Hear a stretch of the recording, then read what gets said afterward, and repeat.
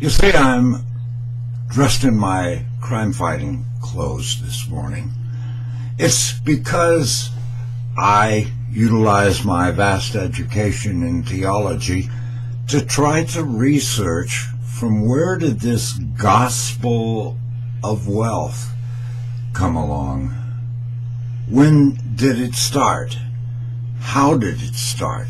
So I'm looking like Sherlock Holmes today, complete with my Sherlock Holmes hat, which has two fronts, and my pipe, which obviously makes me look more like a detective, which I should look like doing this kind of a video. Well, I started to trace it back.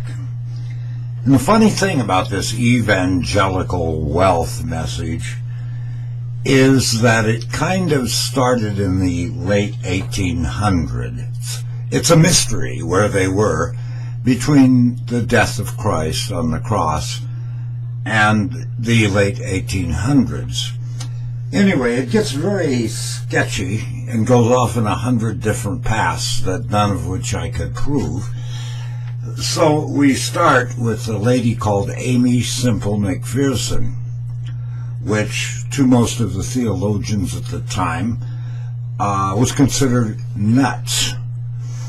And from her it moved to Norman Vincent Peale, who a lot of people had to question too, because it was contrary to the teachings of our beloved Lord. And then we moved to Pat Robertson, who somehow, I don't want to pick on somebody who's a member of the AARP like myself, but Pat Robertson is a little on the, how would we say, he's got politics and religion all mixed together. In fact, he's a mess. And I don't want to mention that he might have dementia, because I myself have dementia. I don't want to mention that maybe Alzheimer's has set in on the poor guy, because it could have set in on me. I'm afraid to mention to my doctor that I utilized the kitchen faucet for a can opener, and the can opener is the water fountain. I mean, it's embarrassing.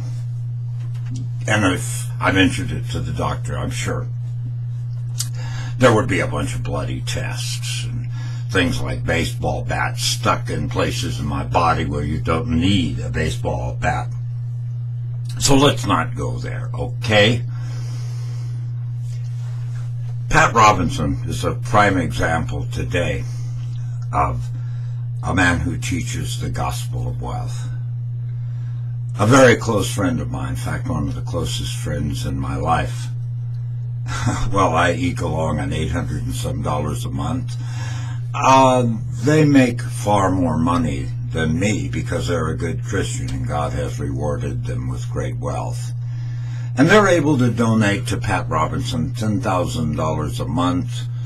Well, I'm eking along at the poverty level, trying to feed me. And you ever try to feed 110 pounds of pit bull? Emma loves eating, and I make sure she eats even when I don't.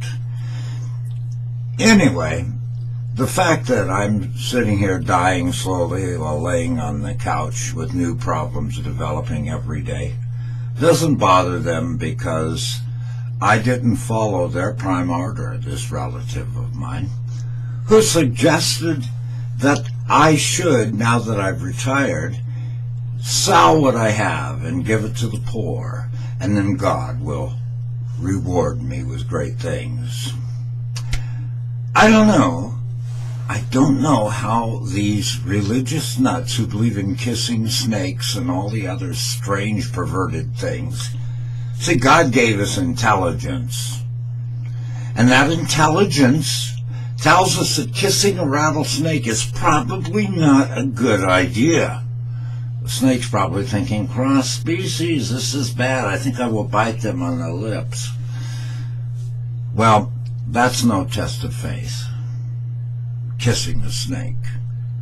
I will admit in the Old Testament we have talking snakes, and I will admit that Aesop's fables were written at the same time and we had talking animals. Weird coincidence, perhaps. I think God has given us a certain amount of intelligence that goes in with that free will thing. That a person who's intelligent knows that you shouldn't tempt the Lord. That's in the book. So kissing a snake is contrary to physical laws, and you're depending on a miracle when maybe God isn't prepared to give you a miracle. I get frustrated because of the kids that I was given by God to raise. I made one mistake. First of all, he gave me kids that were far intelligent to me, and therefore maybe I shouldn't have had them in the first place. But somehow God put us together. I never thought that it was my place, since I was Catholic and they were one a Lutheran, one a Methodist. I did not feel it was my place to change their faith, because somehow they were born into that family, and I had to think, this is God's will.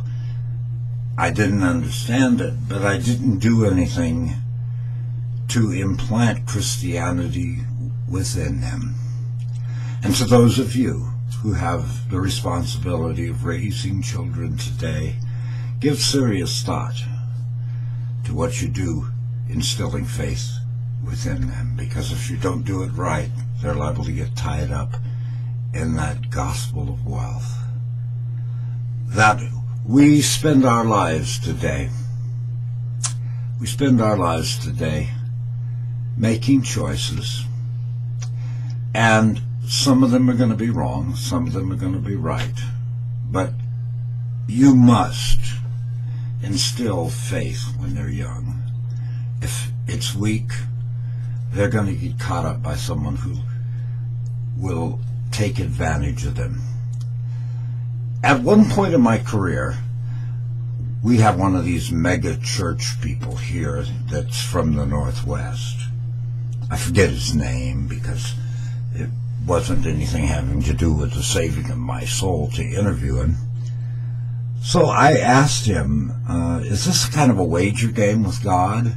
If I give all of the things I own that I've worked for my entire life now that I'm retired, if I give them to your church, God is going to reward me with even more goodness and things? And he nodded his head. He couldn't say the words, he just nodded his head. And I kept thinking, Christ, our beloved Lord, he showed us what he thought of money changers in the temple. It's one of the few times, other than that bush, that he burst into flames because it didn't have figs, because it wasn't the season of figs. That kind of teed him off, and it burst into flames. But I can't help but think God gave us a very powerful message when he tossed the money changers out of the temple. They were selling birds that would be sacrificed. Well, I think the message was clear. And mainstream churches, by mainstream I mean churches like Methodists, Lutherans, churches within the apostolic succession, a minister is not permitted to charge for the services that he performs. Not so with this church of wealth. I just would like to go on for hours. I mean, a 45-minute religion class I can go through in 45 minutes. It's amazing. I know it's shocking, isn't it? But I asked this minister when the show was done, I said, you know, between me and you, just the two of us here and that producer over there, do you really think that taking money from an elderly lady who's living on a very limited sum of money so you can build a big glass cathedral. Do you really think that's what God wants? And he looked me right in the eye. Here's the gospel of wealth. And he said, those old ladies you speak of, they did not give me the money. I said, oh, I thought they did. He said, no, God gave me the money. See, God rewards me for teaching his word. By those terms, I should have been a zillionaire. Anyway, these are thoughts thrown out to you as I try to understand the gospel of wealth and from where it comes. Certainly didn't come from our beloved Lord. If you will excuse me.